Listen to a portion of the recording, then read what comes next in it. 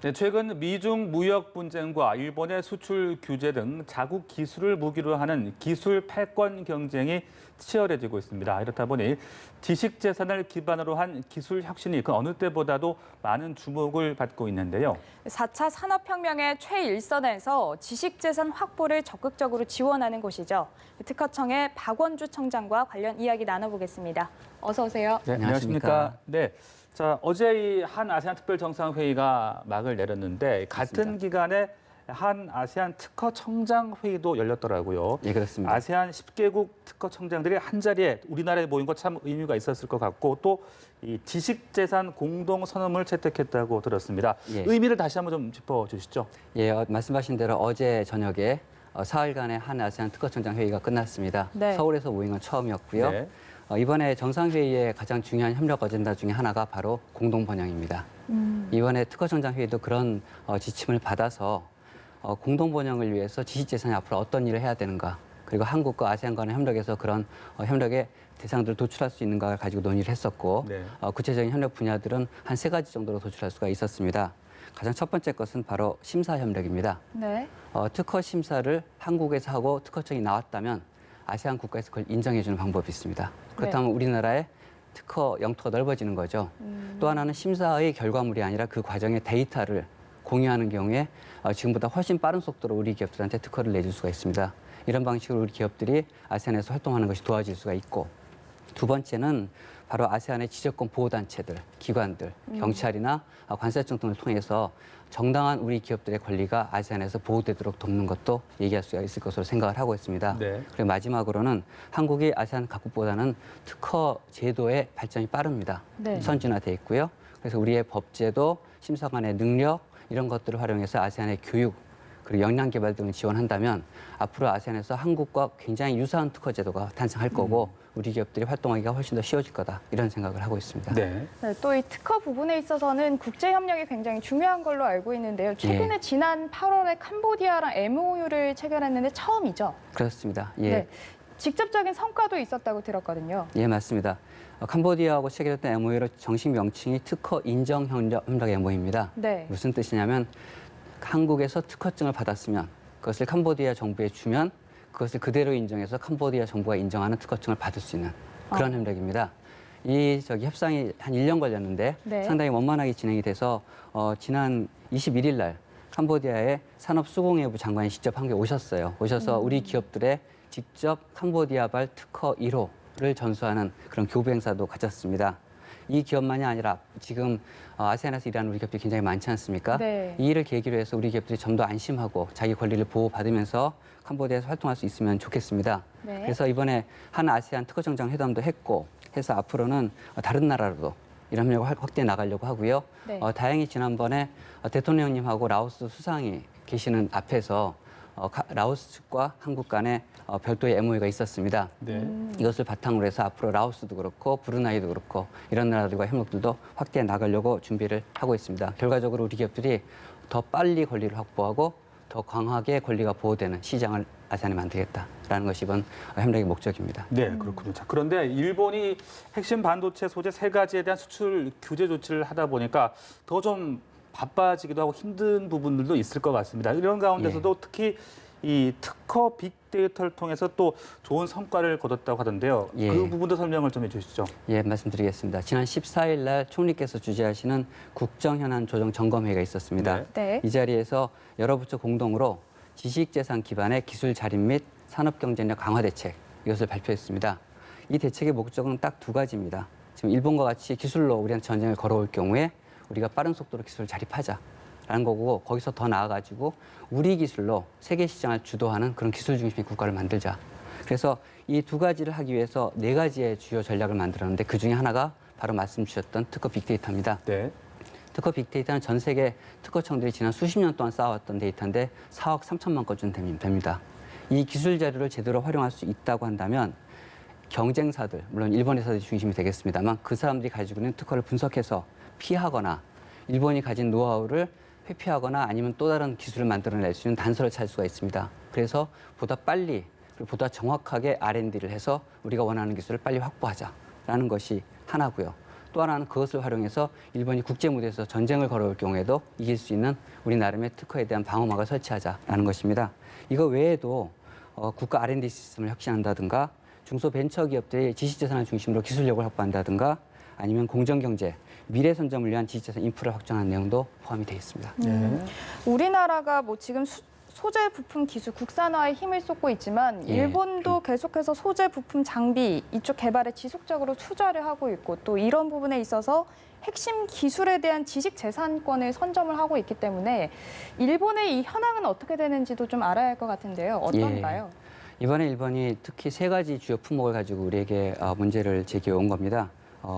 포토레지스트, 브라수소, 그리고 폴리이미드 필름인데 네. 이 셋 다 우리의 디스플레이와 반도체 산업에 꼭 들어가야 되는 품목들입니다. 이런 핵심 부품 소재에 대해서 일본은 우리보다 많이 앞서 있었는데 단순하게 기술만 앞서 있는 게 아니라 그 기술을 토대로 한 지식 재산을 확보하는 것도 앞서 있었습니다. 그러다 보니까 이 세 가지 품목에 대해서는 지금 일본의 국제 무대에서 특허 점유율이 33%에서 65%까지 차지하고 네. 있습니다. 따라서 이걸 극복하지 않고는 우리는 일본의 그 수출 장벽을 이겨내기 어렵다라는 생각을 하게 되는 거죠. 그러면 우리가 여기에서 성공을 해도 나중에 특허 소송에서 문제가 제기가 좀 될 수도 있을까요? 당연히 문제가 됩니다. 그러니까 특허는 먼저 특허를 등록한 사람이 권리를 가지는 것이기 때문에 네. 우리가 일본과 전혀 관계없는 방향으로 기술을 개발했다고 해서 그 권리가 보장되는 것은 아닙니다. 네. 만약 우리가 그 부품을 개발해서 수출했는데 해외 시장에서 일본이 클레임을 건다. 그럼 수출도 못하고 납품도 못하게 됩니다. 네. 이런 것들을 막기 위해서는 기술 개발을 하는 단계부터 우리가 개발한 기술이 일본의 특허와는 다른 것이다. 라고 하는 어떤 설계를 가지고 가야 되고 네.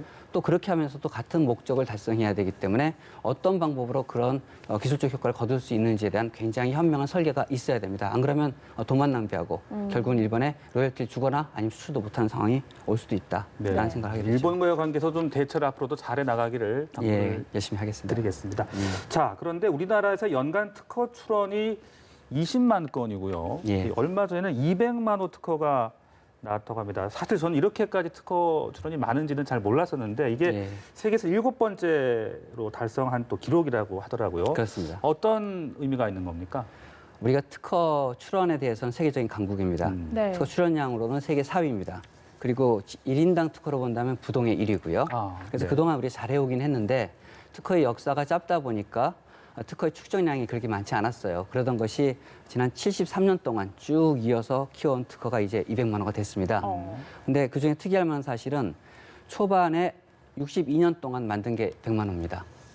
그 뒤에 100만 호는 불과 9년 만에 만들어냈습니다. 기술 축적의 속도가 과거에 비해서 어마어마하게 빨라지고 있다. 최근에 들어서 급성장을 했군요. 그렇죠. 네. 그래서 우리가 많이들 두려워하시는데 한국의 기술력이 이제는 그렇게 두려워하는 것보다는 자신감을 가져도 된다라는 것이고 그런 의미에서 대통령께서도 200만 호 특허를 굉장히 의미 있게 보셨어요. 그래서 직접 200만 호 특허 그리고 100만 호 디자인 권자를 불러서 청와대에서 직접 서명을 하시고 이 증서를 전수하시는 행사도 가지셨습니다. 네. 그래서 이게 우리나라의 350만 과학기술인들, 발명인들에게 굉장히 큰 힘이 됐다라고 생각을 하고 있습니다. 그렇군요. 이 방송 아마 보시면서 나도 특허 출원 한번 도전해 볼까 이런 분들도 계실 것 같은데 예. 중요한 심사 기준, 팁 같은 거 있으면 좀 알려주시죠. 어느 나라나 똑같은데 특허의 기준은 네. 두 가지입니다. 첫째는 창의적이어야 합니다. 남들이 생각하지 못했던 걸 생각하는 거죠. 두 번째는 그게 어느 정도 어려워야 합니다. 그냥 생각이 났다고 바로 특허가 되는 게 아니라 거기까지 가기에 몇 가지 노력이 필요한 그런 조건을 충족했는지를 보고 네. 두 가지를 충족하면 새로운 기술로 봐서 특허를 줍니다. 특허를 받은 사람은 일정한 기간 동안 그 특허를 혼자 독점할 수 있는 배타적 권리를 갖게 되고요. 대신에 일반 국민들은 그 특허가 완전히 공개되기 때문에 네. 그 내용을 보면서 아, 나도 저기서 시작해서 새로운 아이디어를 만들 수 있겠구나라고 해서 새로운 특허를 개발할 수 있죠. 이렇게 해서 이제 사회의 발전, 기술의 발전과 개인의 권리를 함께 보호해 주는 것이 특허 제도의 뜻이다라고 그렇군요. 이해하시면 되겠습니다. 예. 제가 오늘 대담을 준비하면서 기사 하나를 봤는데 특허청에서 방탄소년단 네. 아, 예. 그 공연장, 예. 콘서트 현장을 단속했다. 이런 기사를 봤습니다. 예. 어떤 취지였습니까? 과거와 달리 우리나라의 한류가 지금 아세안을 중심으로 전 세계에 퍼져 있습니다. 네. 굉장히 각광받고 있고 또 그것을 보호하는 것이 우리 국가의 권익과도 연결이 돼 있어요. 네. 근데 이제 한국을 대표하는 이런 방탄소년단과 같은 K-팝 그룹이 네. 가지고 있는 그런 지식재산권들, 대부분의 상표권들인데 네. 이 지식재산권들을 베끼고 또 위조하고 이런 행위들이 빈발하고 있단 말이에요. 네. 이렇게 되면은 가짜 상품을 산 소비자는 그 브랜드에 대한 가치를 인정하지 못하게 됩니다. 네. 결국 궁극적으로는 우리나라의 가치가 떨어지는 것이기 때문에 막아보자라는 차원에서 K-팝부터 시작해서 저희가 단속 활동을 했고요. 지난 9월 달에 단속을 해서 온 오프라인으로 그것을 팔고 있는 도매업자들을 찾아내서 압수도 하고 지금 형사 절차도 진행을 하고 있습니다. 네. 그리고 실제로는 그 BTS의 그 공연 현장에 찾아갔어요. 그래서 일단은 위조 상품이나 짝퉁을 사지 말자라고 하는 그 자정작용을 위한 그 캠페인도 전개를 했고, 네. 그다음에 그 좌판을 놓고 파는 분들한테 그렇게 하지 마시라라는 그 설득도 하고 단속을 해서 네. 상당히 성과를 봤습니다. 결과적으로 BTS 운영사 측에서도 이렇게 해서 과거와 같은 그런 위반 행위가 많이 줄었다라고 하는 뜻을 보내왔고요. 네. 우리는 이제 이걸 기반으로 해서 앞으로도 계속 우리 한류가 참칭당하거나 위반당하는 사례들을 줄여나가려고 노력을 할 겁니다. 그러니까 네. BTS가 또 워낙 인기가 있고 영향력이 있는 그룹이니까 이런 예. 부분에 있어서 상당히 또 홍보가 많이 됐을 것 같습니다. 재밌었던 게 네. 그 방탄소년단의 팬그룹 아미라고 부르던가요? 네. 저희가 이제 그 단속하는 과정에서 왜 이런 단속을 하는지 그런 것들을 취지를 간단하게 써서 드렸었는데 그것이 순식간에 아미 회원들에 의해서 번역이 돼서 전 세계적으로 퍼져나갔다 합니다. 그래서 네. 저희는 좀 의도하지 않았는데 전 세계에 한국의 특허청이 있고 그 네. 특허청이 이런 활동하는 홍보를 하게 된 것 같아서 네. 감사히 생각을 하고 있습니다. 그러니까 이 말씀을 나누다 보니까 그만큼 이제 특허의 가치가 상당히 중요한데도 불구하고 우리나라에서는 아직은 조금 그런 부분들이 미흡한 부분이 없지 않느냐. 그래서 예. 더 이제 지식재산 시장을 활성화해야 된다라는 목소리가 나오고 있거든요. 앞으로 어떤 계획 갖고 계십니까? 지금까지 우리나라는 지식재산을 많이 만들지만 네. 그러나 지식재산의 가치를 별로 인정해주지 않는 나라였습니다. 왜냐하면 남의 나라의 지식재산을 베껴오던 나라이기 때문에 굳이 가치를 많이 인정해주면 그것 자체가 비용이 돼서 결국 우리가 수출할 때 값이 떨어진다는 문제도 있지 않겠습니까? 그랬지만 지금 와서는 다릅니다. 왜냐하면 우리나라가 세계 수익권의 상품을 생산하는 그런 산업 강국이 됐기 때문에 네. 우리가 우리 기술을 베끼고 우리 상품을 침해하는 그런 일이 비일비재했었습니다. 네네. 그래서 지금까지보다는 지식재산을 강하게 보호해줘야 되고 보호를 받게 되면 남의 것을 침해를 못하니까 살 거 아니겠습니까? 그럼 지금까지 존재하지 않았던 시장이 만들어집니다. 그럼 그 시장을 바탕으로 일반인들이 특허를 냈을 때 자기 특허를 바탕으로 은행에서 돈을 빌릴 수 있는 길이 열릴 거고 네. 즉 어떤 말씀 드리는 거냐면 스타트업과 벤처기업들, 중소기업들이 지식재산만 가지고도 사업을 벌려서 중소기업이 중견기업으로, 대기업으로 도약할 수 있는 길이 열린다라는 겁니다. 그래서 이 생태계를 지금처럼 놔둘 것이 아니라 보호부터 시작해서 정부의 여러 가지 지원, 그리고 국민들의 인식 확산, 그리고 중소기업들이 어려워할 때는 당연히 가서 도와드리고 네. 특히 해외에서 지식재산 확보 노력을 더 강화시켜서 앞으로는 우리가 가진 강점인 지식재산을 무기로 해서 시장을 지배하고 또 계속 확산시켜 나갈 수 있는 그런 나라로 가자라는 생각을 가지고 있습니다. 할 일이 굉장히 많고 지금까지 우리 상식으로 통하지 않는 것들도 있기 때문에 법 개정 작업도 굉장히 힘듭니다. 하지만 도와주시기를 바라고 있습니다. 이것이 결국은 우리나라를 위한 거고 네. 특히 우리 중소기업들, 개인들이 대기업과의 그 협상 국면에서도 떳떳하게 자기 주장할 수 있는 그 토대가 되기 때문에 꼭 앞으로 지식재산으로 시작되는 혁신이 우리 그 대한민국의 발전을 이끌어야 된다라고 저는 생각하고 있습니다. 네. 네. 앞으로 지식재산 시장이 더 활성화되길 바라보겠습니다. 지금까지 특허청의 박원주 청장과 함께 이야기 나눠봤습니다. 말씀 고맙습니다. 감사합니다. 고맙습니다. 예.